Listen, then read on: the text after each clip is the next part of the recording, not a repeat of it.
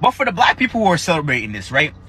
Please stop acting. Stop putting on a facade. You guys are not celebrating this man's death because you didn't agree with his views. You're not celebrating his death because, you know, he's racist or whatever. I don't think he's racist, but whatever. Right?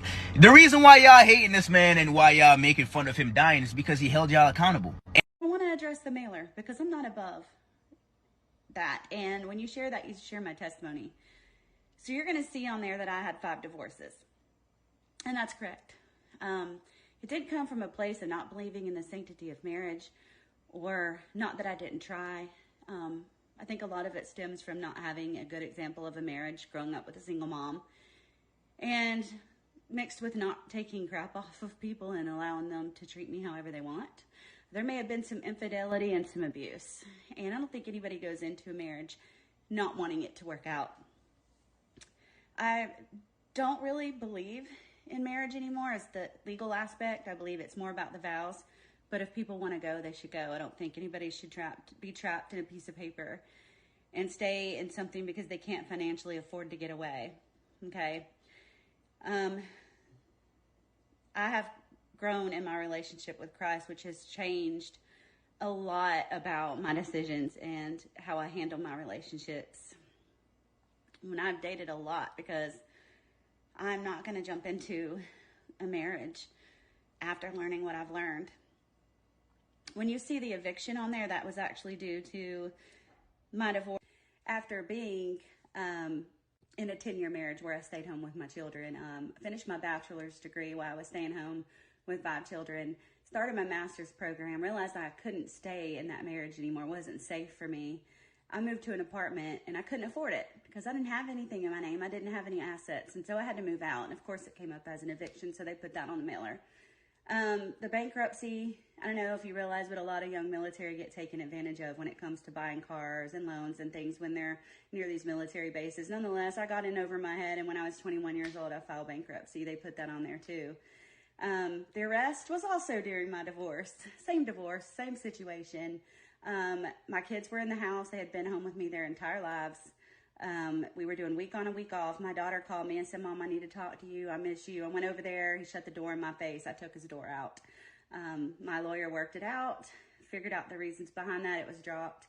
It was a sponge, so I'm kind of trying to figure out what kind of illegal activity that they did to dig that up. So, yeah, you know, I'm not perfect. I've learned a lot from my testimony. I've grown in my relationship with God. We all make mistakes. One thing is about me is I'm honest, pure, I'm a listener, and I will fight for the American people. So I just wanted to put that to rest. I've gotten a lot of death threats. You know, I'm not going to cry about it. I was the one that put it out there that I did talk to an ICE agent, and I do know there was slave trafficking happening out there and all those other things. I believe what these people, these professional people told me that were working out there. I saw some evidence. And it's not just happening here. It's happening all over Georgia and in other states, and it needs to be addressed. And it will be addressed. But I just wanted to share that part of myself. And, you know, everybody has a past. Just hope that yours isn't made national, because it's not a good feeling when people don't understand where you come from or what you stand for. Tell me you're an engineer without telling me you're an engineer. On day 4, one of the 400 Hyundai employees detained in Georgia managed to sneak a pen and paper. He started keeping a diary, documenting both their experience and the building layout. Everyone was split into 5 rooms. His room alone had 72 people. One side was lined with moldy bunk beds. The other side looks like tables. Tick-tock, let me know if I'm wrong. On the wall, just 2 urinals and 4 exposed toilets. He even drew the exact number of bunk beds. I counted, it's 36, so 72 people. On the right side of the diary, he marked day 1, day 2, day 3, day 4. Most of it was redacted, but I can see the note followed the timeline. It says right here, bathroom, a human right violation. And he also notes, I held it as long as I could. Day 3, they were escorted out one by one for ICE interviews. That was the first time they could go outside and get some fresh air. He said during the interview process, the agents mocked him, making jokes about North Korea and mentioning the Rocket Man. He stayed quiet because he was afraid of jeopardizing the interview. He did explain to the agents that he had a proper visa and his activity didn't violate the criteria. And they responded, I don't even know, I'm just following the order from someone above me. He also mentions a few ICE agents admitted to many people that they knew they were in the wrong. On day 4, people from Korean consulate finally arrived. Everyone was told, sign whatever document. because it's important to go home ASAP, and any delay could mean up to 4 months detained, and that the plane has been already arranged. That night, they were moved into prison-style cells. 2 people per room, still 1 toilet exposed. It was a much better environment compared to the beginning, when they had no blanket, no towel, no necessities. This improvement mostly came from the pressure by Korean government demanding humane treatment. It says on day 5, they were woken up at 6:30. He sketched his cell and even drew the 2nd floor, suggesting not everyone might have been in semi-private cell. His diary continues into day 6 and 7. They were woken up at 5:30 on day 6. Day 7 was when they were told that they're going home, but that departure was delayed, and it wasn't until day 8 that they finally took off. So now we know more. If I miss anything, let me know. Ciao!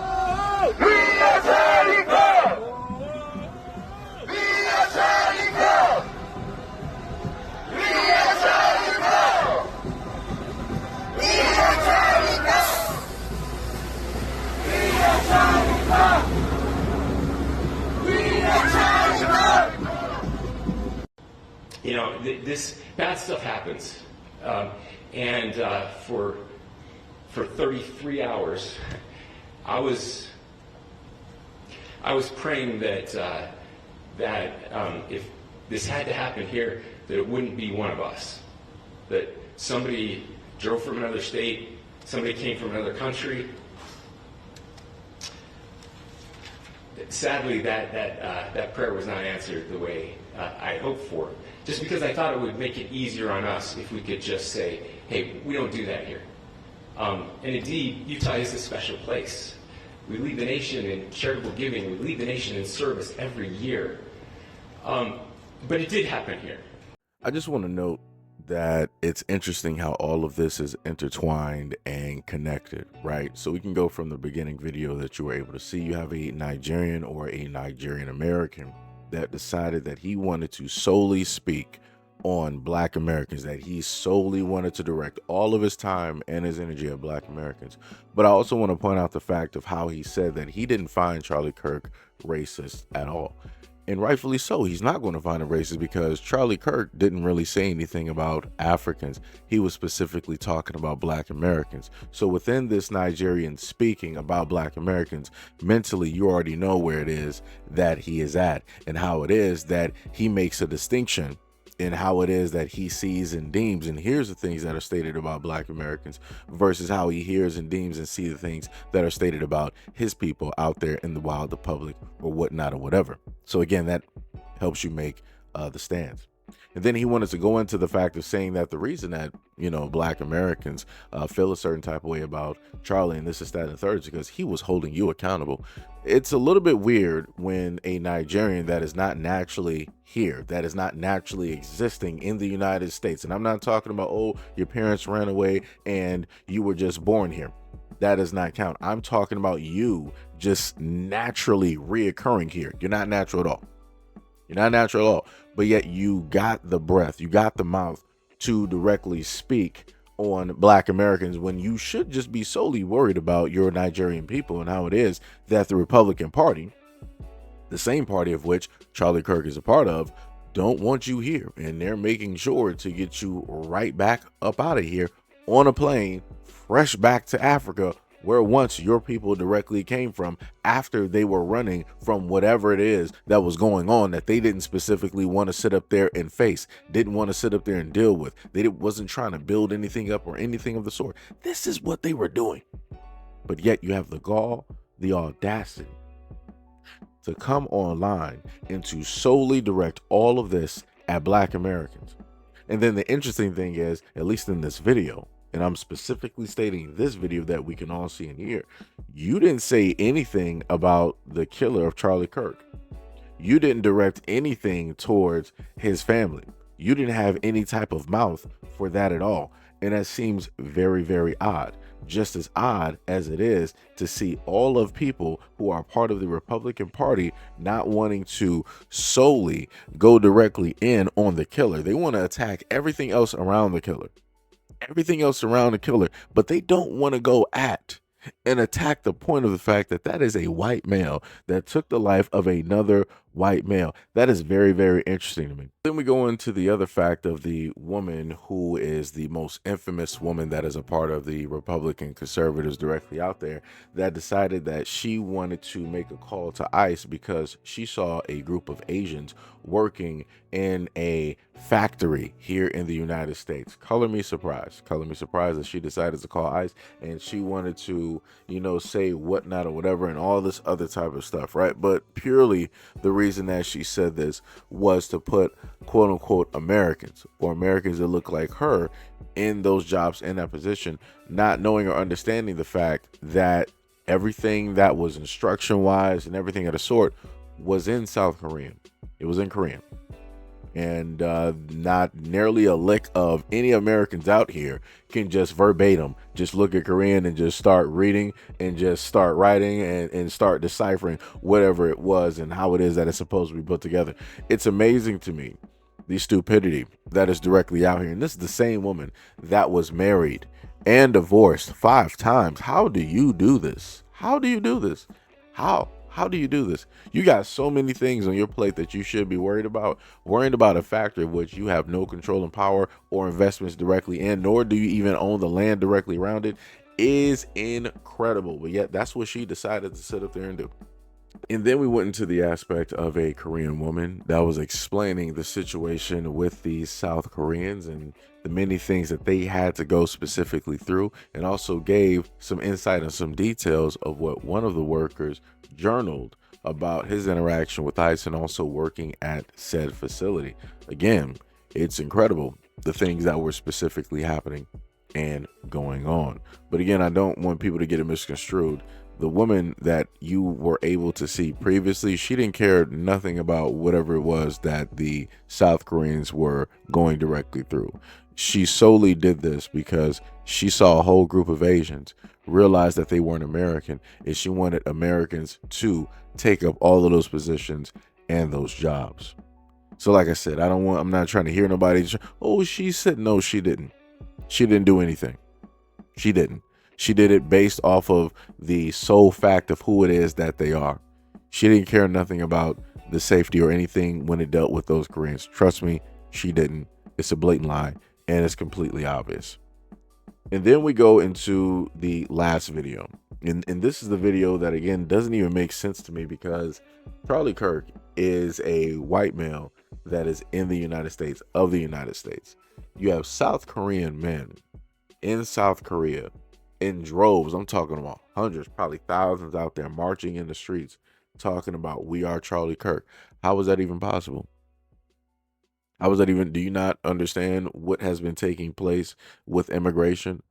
How it is that a lot of the folks that you're saying that you identify with and that you want to be, and you want to be shoulder to shoulder and you want to be honorary white, do you not understand how they're telling you who it is that you are without, in a sense, blatantly telling you and making it obvious? But even with all of the messaging, even with all of the information that we are able to listen to and see, you will still have people ignore the obvious. And that's the craziest thing to me. You're in South Korea. You're in South Korea. You should be worried about South Korean things. You should be really worried about South Korean things. You should be more concerned about those South Koreans that were deported because of the ignorance and the racism of one woman and the party that she decides to directly align with. and the actions that she decided to sit up there and take against them. You should be more concerned about those workers, checking in on those workers, making sure that they are good, their families are good, and everything of that sort. And you should, in a sense, actually be angry that this was even able to happen to your own, but yet you're not. You're more angry, and you have way more energy about this situation against which it didn't happen on your land, didn't happen on your soil, didn't happen in your country, didn't happen to your people. You have more energy for this versus what specifically took place and happened to your own people in the United States of America by way of a form of the United States that enables certain hands to have the power and the abilities to specifically go after people because of who it is that they are. And then last but not least, we have the whole thing dealing with the Latin community and those who voted specifically for Trump, and how it is that now ICE has the ability in some areas to specifically go after them because of the jobs that they work, because of the language that they speak, because of how it is that they look. Color me surprised that it made it this far. But do you think that a lot of others in the Latin community actually care about this? No, they don't, because I will vote for Donald Trump. It's that, the whole song, the most legendary song known to man. It will go down in history, if not one of the greatest songs to ever exist. Because those exact same people who sung, the exact same people who praised, the exact same people who voted and or couldn't vote but agreed with the Republican Party and everything that they were saying about deportation, those exact same people put their own people into a form of captivity. They trapped their own people on purpose, because a lot of those voting or who see eye to eye or shoulder to shoulder or think that they have the same viewpoints as the white men in the United States feel that they are better than their own people. And they're sitting idly by and allowing this to happen to their own people. But yet at the same time, these same people were sitting idly by again and looking at Black Americans and talking about, why aren't you guys helping us? We're all in this together. If we don't stop it, then it's going to be you and everybody else that's next. We need to stand up and get together now. No, the time for you to stand up and get together was during the first go around, but you opted not to do that. So then we had the second go around, and now look at the predicament that you're in at this moment in time, all by your own hands, all by your own doing. Go back and look at the stats and let me know how many Latin or Hispanic individuals and Asians voted directly for Trump. Let me know how that worked out. Let me know how many Nigerian Americans sat up there and voted directly for Trump, and how it is that a lot of Africans got deported. Let me know how that sat up there and worked out for y'all. But like I said, everybody got energy for Black Americans. Everybody want to say a variety of things about Black Americans, but nobody wants to look at the actual problem in the situation. And in a lot of these instances, it is them. Meaning the people that specifically voted, the people who specifically sat idly by, the people who identify with the ideologies, even if those ideologies are stating that, hey, we don't want you here. It's great that you voted. It's great that you're here right now and you were able to live the American dream. But that's the cutoff point. That's in for your dream. It's time for you to wake up. It's time for you to go back into reality and the reality of your own country. Even with all of that being said, y'all still voted and y'all still allowed this to transpire and happen, and you're still agreeing with it online and don't have any energy for it. That's a little bit baffling to me. And y'all wonder why Black Americans are looking at all of y'all sideways, and we're just sitting back, standing down and being quiet, because we're allowing everything that's supposed to happen to happen. We're not going to be a safety net. We're not going to be a protection. We're not going to be a body block. We're not going to be a barrier for everybody else's stupidity. We're going to let you be stupid by yourselves. But anyways, let me know what you guys think about this video and everything that I listed and stated in the comment description below. And as always, peace, love, and stay tuned for the next video.